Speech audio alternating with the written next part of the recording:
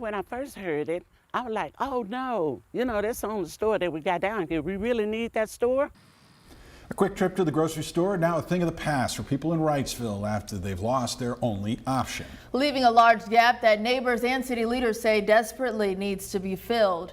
Thanks for choosing THV 11 for your news at 6. I'm Faith Woodard alongside Rolly Hoyt. Yeah, we first told you back in June about the impending threat in the city south of Little Rock, where a Dollar General, the only local option for groceries, announced plans to close. And now the store's officially gone. Tonight, THV 11's Carter Thweet finds out what's next for the community. We really do need that store to come back.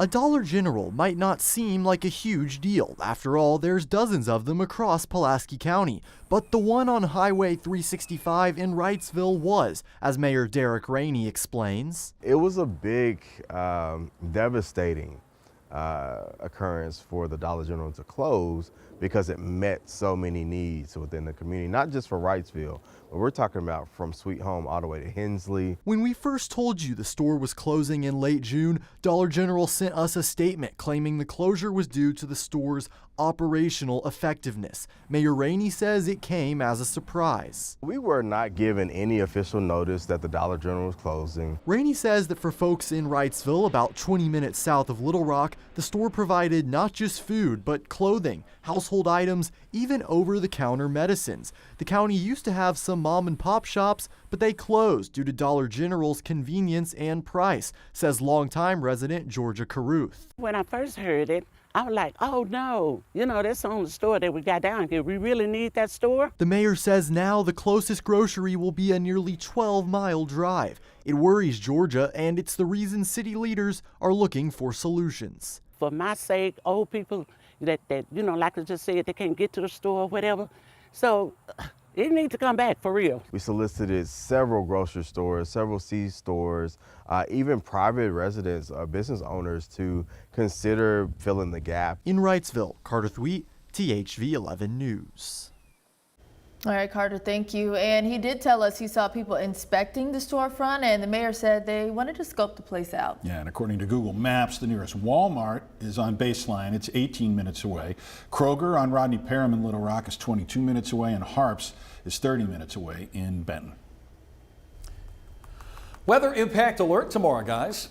I know, it's kind of snuck up on us here. We were dealing with the rain and all this heat, but it's going to be a lot of rain in a short amount of time, right? Yeah, and that's the reason for this weather impact alert. It's going to happen at a time where folks will be driving to work, or maybe kids are getting out of school, and it's going to be off and on throughout the day. The potential exists for heavy rain in Arkansas, so off and on all day tomorrow with this next disturbance.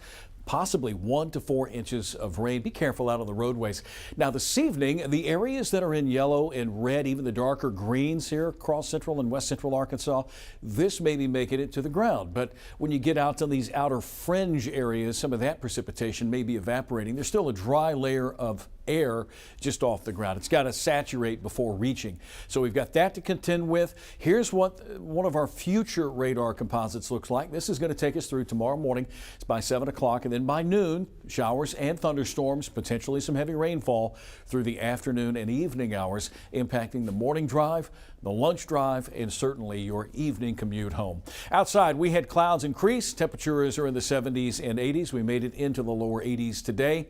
And again, weather impact alert in effect on your Thursday. I'll have more on the timing of those rain showers and storms in just a few minutes.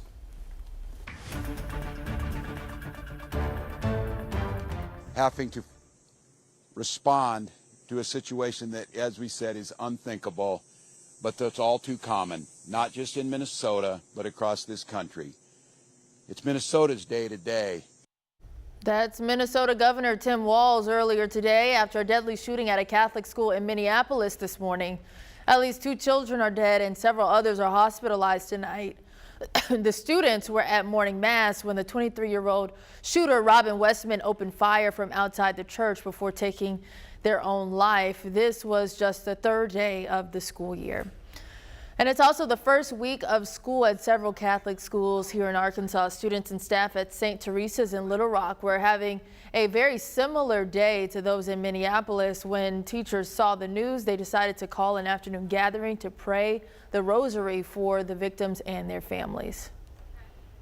I began the prayer service this afternoon by reminding the kids that the world is much larger than the little space that we live in.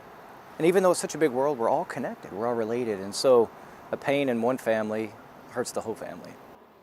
School administrators tell us they also reviewed their own safety protocols today, making sure everyone was up to date on how to keep everyone safe in an emergency. A former Arkansas Boy Scouts troop leader serving time behind bars for abusing boys under his care has died in prison. Officials with the Department of Corrections confirming that Charles Jack Walls died of natural causes on August 23rd at the East Arkansas Regional Unit. Walls pleaded guilty to 5 counts of rape and was sentenced to 4 life terms back in 1998. Police in Pine Bluff are still trying to locate 2 women allegedly involved in a fight Sunday night. They're among about a half dozen people they identified on a video of the brawl that spread online. THV 11's Maya Ellison spoke with police as they try to sort out what happened.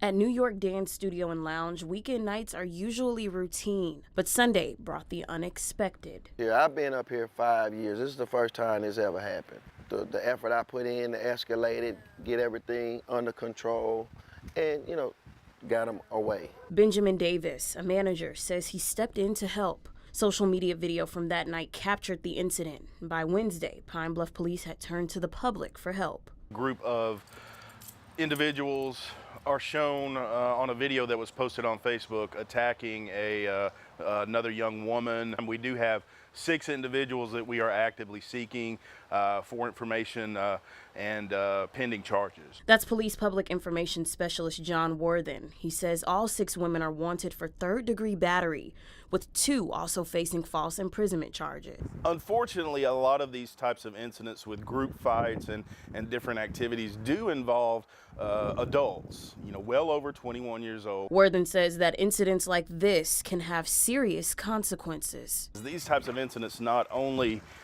hinder someone's future because they're going to face charges and possible jail time, and they're certainly not okay.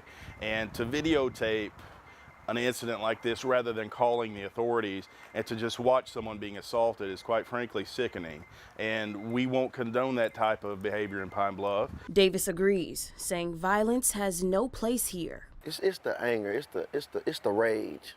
Why are you so mad? I don't know if I ever even dealt with a person that was this angry, or I ever got this angry.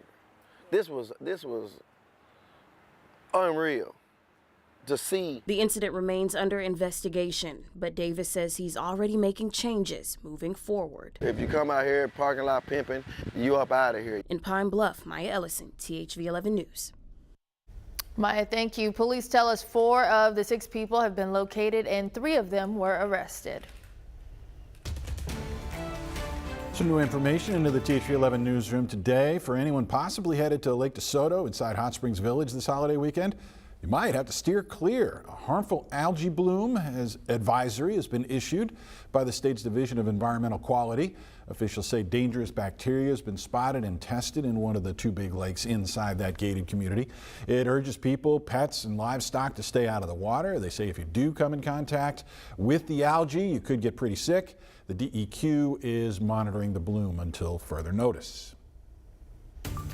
Imagine you come home from vacation, return your rental car, and get a surprise bill for damages you didn't even know about. After the break, how one car rental service is using AI to charge you extra fees.